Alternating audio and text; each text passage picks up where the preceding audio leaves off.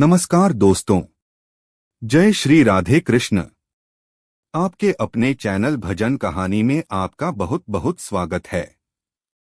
मायावती नारायण के चरणों में शीश नवाए 10वां अध्याय। कार्तिक सुनो शीश सुखाए। राजा पृथु बोले कि हे ऋषि श्रेष्ठ नारद जी, आपको प्रणाम है। कृपया यह बताने की कृपा करें कि जब भगवान शंकर ने अपने मस्तक के तेज को क्षीर सागर में डाला तो उस समय क्या हुआ।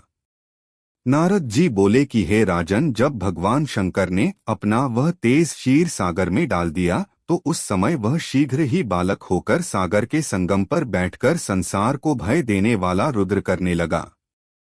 उसके रुद्र से संपूर्ण जगत व्याकुल हो उठा। लोकपाल भी व्याकुल हो गए। चराचर चलायमान हो गया। शंकर सुवन के रुदन से संपूर्ण ब्रह्मांड व्याकुल हो गया। यह देखकर सभी देवता और ऋषि मुनि व्याकुल होकर ब्रह्मा जी की शरण में गए। उन्हें प्रणाम कर स्तुति करने लगे। सभी ने ब्रह्मा जी से कहा कि हे पितामह, यह तो बहुत ही विकट परिस्थिति उत्पन्न हो गई।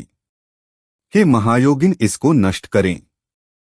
देवताओं के मुख से इस प्रकार सुनकर ब्रह्मा जी सत्यलोक से उतरकर उस बालक को देखने के लिए सागर तट पर आए। सागर ने ब्रह्मा जी को आता देखकर उन्हें प्रणाम किया और बालक को उठाकर उनकी गोद में दे दिया। आश्चर्यचकित होते हुए ब्रह्मा जी ने पूछा कि हे सागर, यह बालक किसका है? कहो। सागर विनम्रता पूर्वक बोला कि प्रभु, यह तो मुझे ज्ञात नहीं, परंतु मैं इतना अवश्य जानता हूँ कि यह गंगा सागर के संग पर प्रकट हुआ। इसलिए हे जगत गुरु, आप इस बालक का जात कर्म आदि संस्कार करके इसका जातक फल बताएं। नारद जी राजा पृथु से बोले, सागर ब्रह्मा जी के गले में हाथ डालकर बार बार उनका आकर्षण कर रहा था। फिर तो उसने ब्रह्मा जी का गला इतनी जोर से पकड़ा कि उससे पीड़ित होकर ब्रह्मा जी की आंखों में अश्रु टपकने लगे। ब्रह्मा जी ने अपने दोनों हाथों को जोर लगाकर किसी प्रकार सागर से अपना गला छुड़वाया और सागर से कहा कि हे सागर सुनो, मैं तुम्हारे इस पुत्र का जातक फल कहता हूँ। मेरे नेत्रों से यह जल निकला है, इस कारण इसका नाम जलाधार होगा। उत्पन्न होते ही यह तरुण व्यथा को प्राप्त हो गया। इसलिए यह सब शास्त्रों का पारगाव्य भी महावीर, बलशाली, महायोद्धा, रण में विजय प्राप्त करने वाला होगा। यह बालक सभी दैत्यों का अधिपति होगा। यह किसी से भी पराजित न होने वाला भगवान विष्णु को भी जीतने वाला होगा। भगवान शंकर को छोड़कर यह सबसे अवध होगा। जहां से इसकी उत्पत्ति हुई है यह वहीं जाएगा। इसकी पत्नी भी बड़ी पतिव्रता, सौभाग्यशालिनी, सर्वांग सुंदरी, परम मनोहर, मधुर वाणी बोलने वाली शीलवान होगी। सागर से इस प्रकार कहकर ब्रह्मा जी ने शुक्राचार्य को बुलवाया और उनके हाथों से बालक का राज्याभिषेक कराकर स्वयं अंतर्ध्य हो गए। बालक को देखकर सागर की प्रसन्नता की सीमा न रही। वह हर्षित मन से घर आ गया। फिर सागर में उस बालक का लालन पालन कर उसे पुष्ट किया। फिर कालनेमी नामक असुर को बुलाकर वृंदा नामक कन्या से विधि पूर्वक उसका विवाह करा दिया। उस विवाह में बहुत बड़ा उत्सव हुआ।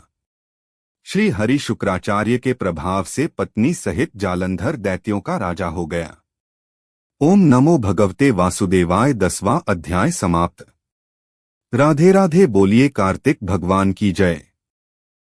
और अब आप सुनेंगे तुलसी महारानी की आरती। तुलसी महारानी नमो नमो, हरि की पटरानी नमो नमो, तुलसी महारानी नमो नमो, हरि की पटरानी नमो नमो। धन्य तुलसी पूर्ण तप कीनो, धन्य तुलसी पूर्ण तप कीनो, शालिग्राम की बनी पटरानी नमो नमो। तुलसी महारानी नमो नमो, हरि की पटरानी नमो नमो। जाके पत्र मंजरी कोमल, जाके पत्र मंजरी कोमल, श्रीपति कमल चरण लपटानी नमो नमो, हरि की पटरानी नमो नमो। तुलसी महारानी नमो नमो। धूप दीप नैवेद्य आरती, धूप दीप नैवेद्य आरती, पुष्पन की बरसा बरसानी नमो नमो, हरि की पट रानी नमो नमो नमो। तुलसी महारानी नमो नमो। 56 भोग 3600 व्यंजन 56 भोग 3600 व्यंजन बिन तुलसी हरि एक नमानी नमो नमो तुलसी महारानी नमो नमो हरि की पट रानी नमो नमो सभी सखी मैया तेरो यश गावे सभी सखी मैया तेरो यश गावे भक्ति दान दीजिए महारानी नमो नमो तुलसी महारानी नमो नमो हरि की पट रानी नमो नमो नमो नमो तुलसी महारानी नमो नमो तुलसी महारानी नमो नमो हरि की पटरा रानी नमो नमो तुलसी महारानी नमो नमो हरि के पट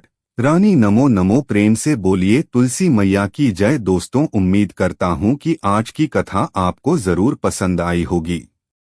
धन्यवाद।